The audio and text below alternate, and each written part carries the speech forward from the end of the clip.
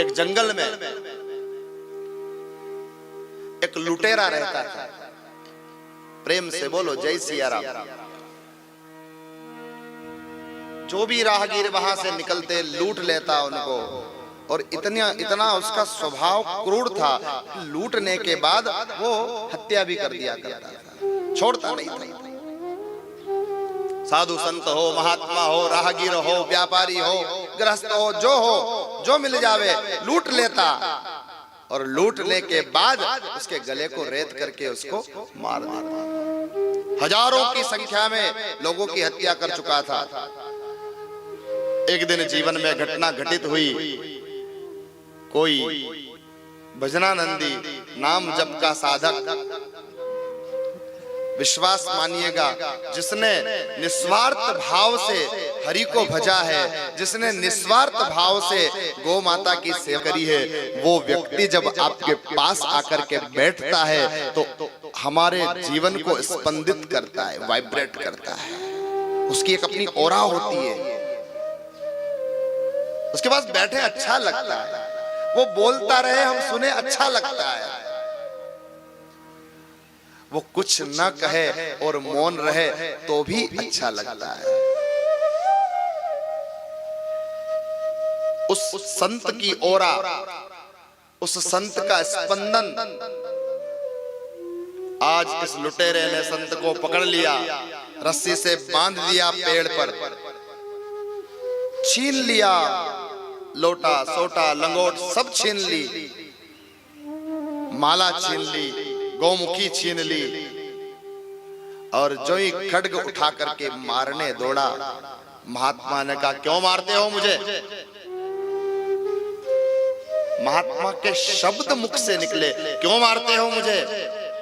उन शब्दों ने उस लुटेरे को स्पंदित कर दिया, और खड्ग थोड़ी देर के लिए नीचे हो गया। बोले मेरा काम है, यहाँ से जो भी जाते हैं उनको लूटता हूँ और मारता हूँ। लूट तो लिए हो, मारने से क्या मिलेगा तुमको? बोले महाराज आप तो आज आए हो, आपसे पहले हजारों महात्माओं को मार चुका हूं। महात्मा को क्रोध आया, कहा बड़ी दुर्गति होगी तेरी, तू मरने के लिए तड़पेगा पर तुझे मौत नहीं आएगी। तेरा ये भव तो बिगड़ चुका है, तेरा अगला भव भी बिगड़ जाएगा। जब महात्मा ने भवाटवी के भय को दिखलाया, लुटेरे के हाथ से खड़ग छूट गया, पैर में गिर गया। महाराज मैंने तो बहुत पाप किए हैं, आपने जो कहा है इस अनुसार तो मेरा जीवन भी नरक है, और जीवन के बाद जहां जाऊंगा वहां भी नरक में मुझे रहना है। महात्मा की शरण गया, महात्मा का हृदय पसीजा। बोले घबरा मत, अभी भी कुछ नहीं बिगड़ा है, मेरा समाधान करो, मेरी रक्षा करो, मैं आपकी शरण में हूं। महाराज ने कहा कि जाओ और जाकर के तीर्थाटन करो, सब तीर्थों में जाकर के स्नान करो, सब तीर्थों का दर्शन करो, फिर मेरे पास आना, मैं तुम्हें दीक्षा दूंगा, मंत्र दूंगा, उस मंत्र का जाप करना। जब जाने लगा तो महाराज ने एक छड़ी दी, एक लकड़ी दी, और कहा कि लकड़ी जिस दिन हरी हो जावे, इस लकड़ी में जिस दिन कोपल फूट जावे, समझ लेना तू उसी दिन पापों से मुक्त हो गया, तभी मेरे पास आना, तब तक आना मत। कब होगा ये? बोले सब तीर्थों में दर्शन करेगा तब होगा। अब गया है, सांझ हो गई, किसी तीर्थ में भी पहुंचा नहीं, और सांझ होते ही एक वृक्ष के तने पर ये बैठा था, और उस वृक्ष पर 4 और लुटेरे बैठे हुए थे, आपस में बात कर रहे थे। साधुओं की जमात आने वाली थी, साधुओं की जमात आ रही है, कुंभ में जा रही है, कुंभ में बहुत सारा धन लेकर के वो जा रहे हैं, बहुत सारे गृहस्थों ने उनकी सेवा करी है, उस धन को ले जा करके कुंभ में साधुओं की सेवा करेंगे। आज अवसर मिला है, साधुओं की जमात की हत्या करके इस पूरे गांव को लूट लेंगे, पूरे गांव के लोगों को मार डालेंगे, और धन लेकर के यहाँ से चंपत हो जाएंगे। इस लुटेरे ने सोचा ये 4 लुटेरे जो हैं अगर आज जिंदा रह गए तो ये पूरे नगर को लूट लेंगे, साधुओं की जमात को मार देंगे, साधुओं की हत्या करेंगे, नगर के संभ्रांत लोगों की हत्या करेंगे। मैंने इतना पाप तो किया है, मैंने इतने लोगों को मारा है, मैंने इतने लोगों को लूटा है, क्यों ना आज इन 4 को भी मार दूं। भाई मेरा पाप तो इतना बड़ा हुआ है, 4 हत्याएं और कर लूंगा, थोड़ा पाप और बढ़ जाएगा, पर कम से कम इनको मार देने से ये पूरा गांव बच जाएगा, आने वाला साधुओं की जमात का पूरा समाज बच जाएगा।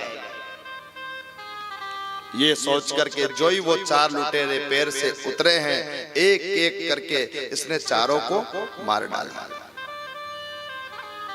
और जो ही आगे की यात्रा के लिए चलने लगा तो अपनी झोली में वो साधु ने जो छड़ी दी थी, लकड़ी दी थी सूखी हुई, बोले ये जिस दिन हरी हो जाए, जिस दिन इस पर कोपल फूट जाए, समझ लेना तू पाप से मुक्त हो गया। जो ही उस छड़ी को उस लुटेरे ने हाथ में लिया तो वो छड़ी साधु की कृपा से हरी हो चुकी थी, उस पर कोपले निकल चुकी थी। हतप्रभ था, आश्चर्यचकित था, कोई पुण्य मैंने नहीं किया है, किसी भी एक तीर्थ तक मैं पहुंचा नहीं हूं, न गंगा में स्नान किया, न जमुना में पान किया, न सरयू में जाकर मैंने दर्शन किया। दौड़ा दौड़ा गया महाराज के पास। महात्मा तो अपने उस गंतव्य से आगे बढ़े ही नहीं थे, शरणागत हुआ। महाराज ने कहा कहो भगत, बहुत जल्दी आ गया, आपने ही तो कहा था कि ये लकड़ी हरी हो जाए तो आ जाना, देखो मेरी लकड़ी हरी हो गई। महाराज ने कहा तूने ऐसा कौन सा तीर्थ कर लिया भाई जो तेरी लकड़ी हरी हो गई? बोले मैंने कोई तीर्थ नहीं किया महाराज, मैंने तो और पाप किया है, और जो किया वो सब महाराज को सुनाया। महाराज की आंखों में आंसू आ गए। एक क्षण के सत्संग के प्रभाव से तेरा मन इतना बदल गया, तेरा कर्म वही रहा पर उस कर्म को करने का उद्देश्य परिवर्तित हो गया, इसलिए तू पाप से मुक्त हो गया है।